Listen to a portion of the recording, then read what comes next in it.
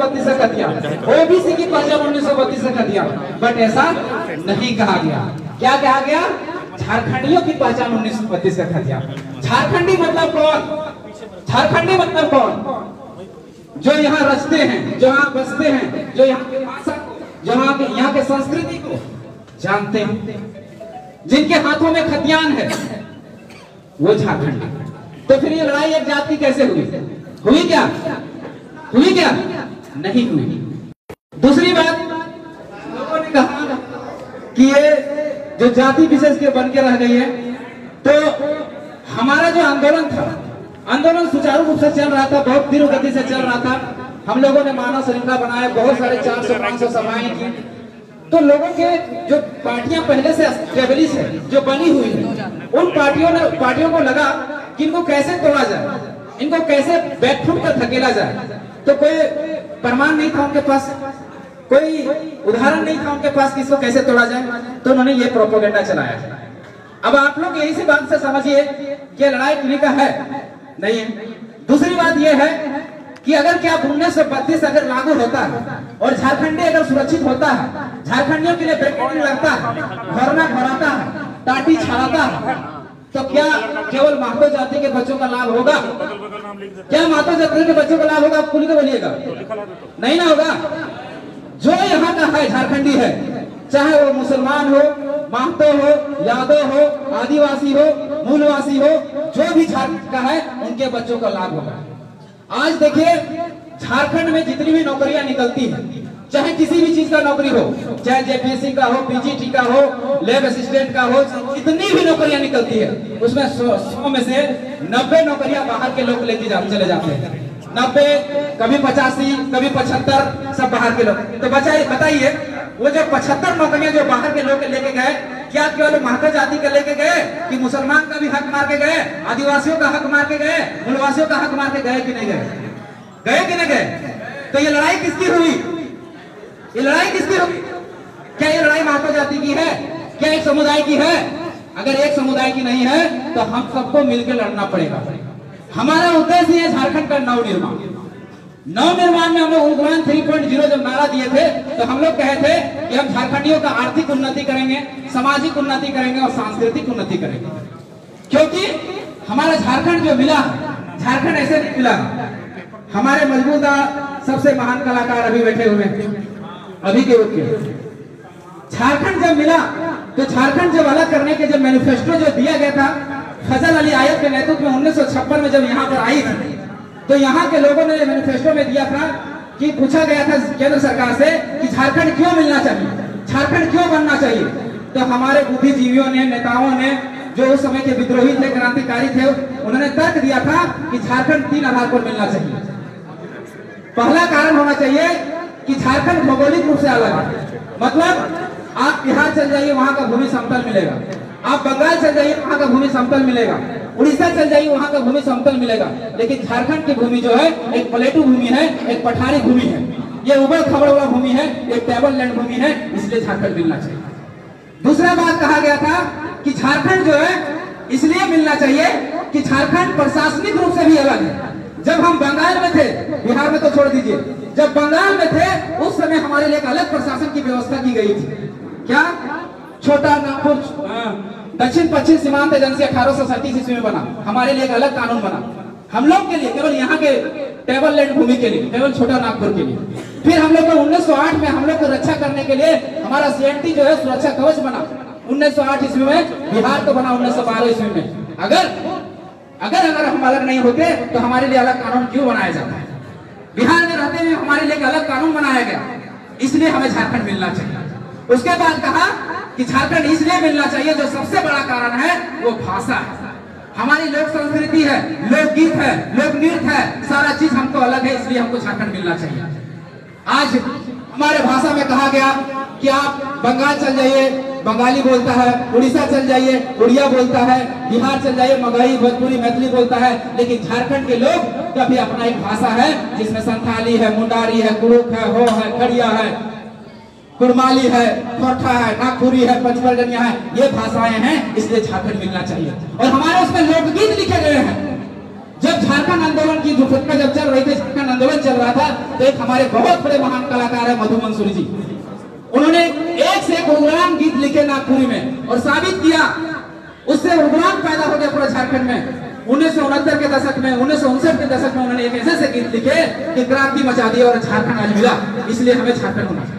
तो कैसे हुआ कि हम लोग सभी जातियों के लोग मिलकर लड़े, इसलिए झारखंड मिल गया है। 88,000 कुर्बानी देने के बाद झारखंड का कण कण माटी सब रक्त से लाल हो गया, तब जाके हमें झारखंड मिला। अब झारखंड को मिल गया, इतना कारणों से झारखंड को मिल गया, लेकिन झारखंड को मिला क्या? हाथ में कटोरा। झारखंड मिला, लेकिन चला कौन रहे हैं? बाहरी लोग, सचिव बाहरी लोग, विधायक सांसद बाहरी लोग। आप देख लीजिए, आंकड़ा उठा के देख लीजिए, आज झारखंड के 18 विधायक सांसद जो है वो बाहर के बने हुए हैं। आपका रांची का संजय सेठ बना हुआ है सांसद बाहर का। तो ये बदलाव, एक बात बताइए हमें कि झारखंड का एक भी आदमी जो झारखंड से जाकर कहीं एक वार्ड सदस्य बना के उदाहरण दीजिए। लेकिन हम लोग कितने भोले भाले सरल लोग, चाहे किसी भी जाति विशेषता हो, झारखंड के माटी में जो पैदा लिया है उसके अंदर कूट कूट के ईमानदारी भरा हुआ है, सरलता भरा हुआ है। इस चीज को जानिए। और हम लोगों ने बाहरी लोगों को बैठाने का काम किया। अब उससे क्या हो रहा है? हमारे झारखंड में जितने भी रिसोर्सेस हैं, जैसे झारखंड में 40% खनिज है, जिसमें 26% अकेले कोयला है, लेकिन जितना रेवेन्यू मिल रहा है वो रेवेन्यू जा कहां रहा है? आज झारखंड में जितने भी आंकड़े हैं सब उठा के देख लीजिए, चाहे एजुकेशन की बात हो, चाहे हेल्थ की बात हो, चाहे रोजगार की बात हो, सब में झारखंड पीछे से मिलेगा। क्या कारण है भाई? जब आपके पास रेवेन्यू जनरेट करने का साधन है, जब आपके पास कोयला है, चांदी है, तांबा है, अबरक है, सोना है, फिर भी झारखंड पीछे क्यों है? झारखंड एजुकेशन में, शिक्षा में पूरा झारखंड 23वें नंबर पर पूरा भारत में आता है। यानी सबसे पिछड़ा हुआ बिहार के बाद किसी में शिक्षा में आता है, पिछड़ा हुआ में तो झारखंड आता है। जहां हमारा शिक्षा नीति यानी राष्ट्रीय एजुकेशन पॉलिसी कहता है कि 30-35 बच्चों पर एक टीचर की व्यवस्था होनी चाहिए, हमारे यहाँ 300-400 बच्चों पर एक टीचर की व्यवस्था है। क्यों भाई? कारण क्या है? अगर एक दिन के कोयला का एक साल का हम रेवेन्यू निकाल के देखें 2022-23 का, तो 2023 में झारखंड ने रेवेन्यू में 3637 करोड़ रुपए केवल केंद्र सरकार को दिए। केवल एक कोयला की हम बात कर रहे हैं, एक साल की 3637 करोड़ रुपए। आज तक आंकड़ा भी नहीं हटेगा, खाली कोयला की हम बात कर रहे हैं। इतना रिसोर्सेस होने के बाद, इतना टैक्स देने के बाद भी हमारा झारखंड सबसे पिछले दर्जे पे आता है। ये दुर्भाग्य है हम लोगों को। कारण क्या है? आज बेरोजगारी दर, ये लड़ाई युवाओं की है, तो आज बेरोजगारी दर की अगर हम बात करें तो झारखंड की बेरोजगारी दर 12% से बढ़कर 18% हो गया है। यानी 3.5 करोड़ की आबादी को अगर चेक करें तो 3.5 करोड़ को अगर निकालते हैं तो कितना होता है? 60 लाख रुपया, सॉरी 60 लाख लोग, यानी 60 लाख लोग बेरोजगार है। अगर उसमें भी हम युवा पीढ़ी को काट के छाट के निकाल दें तो 40 लाख युवा पीढ़ी बेरोजगार है। चलिए उसको भी हम मान देते हैं, नेगलेक्ट कर देते हैं। हम झारखंड सरकार की आंकड़ा को लेते हैं जिसमें कहा गया था कि हम 5,000 और 7,000 बेरोजगारी भत्ता देंगे, उसकी हम बात कर लेते हैं।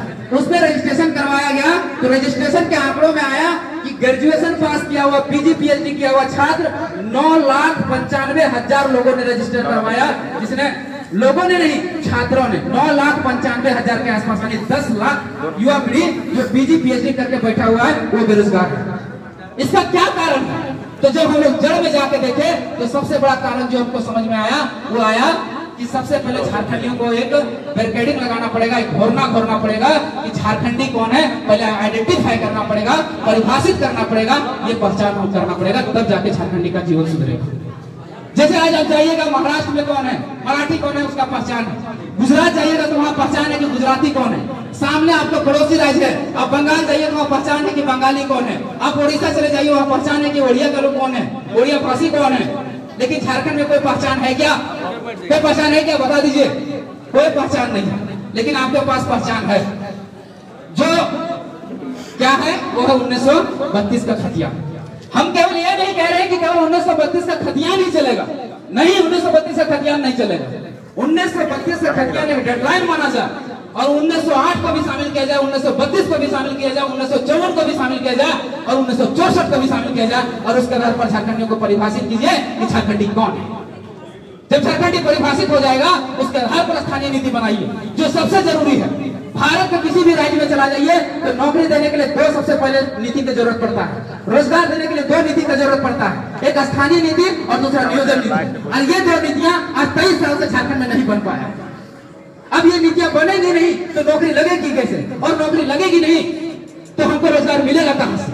तो बेरोजगारी दर तो बढ़ेगा ही। तो इसलिए आज हम लोग एकजुट हुए हैं, हम लोग झारखंडी जागे हैं, झारखंडी जनमानस को जगाए हैं। हमारे दादा, हमारे आदर्श टाइगर जयराम मातो करीब 700 सभा करके लोगों को जगाने का काम किए कि भैया जागिए, 23 सालों के बाद झारखंड जागा है तो इसमें बढ़िए नहीं, टूटिए नहीं, आके लड़िए। हो सकता है कि थोड़ा बड़ा विचारधारा अलग हो सकती है, लेकिन हमारी लड़ाई एक है। और हो सकता है कि लागू होने में विलंब हो, जैसे झारखंड को अलग करने में 88 साल लगा, 1912 में इसका बीजारोपण हुआ, 2000 में जाके झारखंड अलग हुआ। हो सकता है टाइम लगेगा, लेकिन झारखंडियों को जान लीजिए, खतियान के अलावा आपका 1932 के अलावा कोई ऐसा विकल्प नहीं है, कोई कागज नहीं है, कोई दस्तावेज नहीं है जिससे झारखंड को परिभाषित किया जा सकता है, झारखंडियों को परिभाषित किया जा सकता है। कोई उपाय नहीं है। कोई अगर प्रोपेगेंडा चला रहा है कि झारखंड में 1932 कभी नहीं लागू हो सकता, तो उसके बाद उसको एक सवाल कीजिएगा कि तो आप ही बता दीजिए कि कैसे झारखंडियों को परिभाषित किया जाएगा, बता दीजिए हमें। कोई विकल्प नहीं है, एकमात्र विकल्प जो है वो खतियान है। खतियान है। हम ये नहीं करेंगे केवल 1932 नहीं, अभी भी हम कह रहे हैं, हम जो भी बातें करेंगे संवैधानिक करेंगे, कानूनी करेंगे, जो लागू हो सकता है वही बात करेंगे। कोई केवल कह देगा कि 1932 होगा तो ये 1932 नहीं होगा।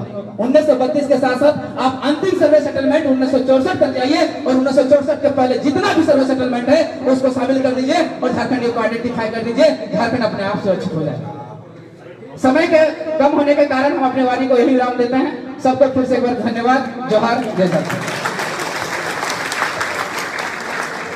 बहुत बहुत धन्यवाद मोतीलाल भाई, हम सभी के बीच में झारखंड की समस्याओं को रखने का काम किए। चूंकि अनाउंस में ही हम बोले थे कि दादा आपको स्वागत के लिए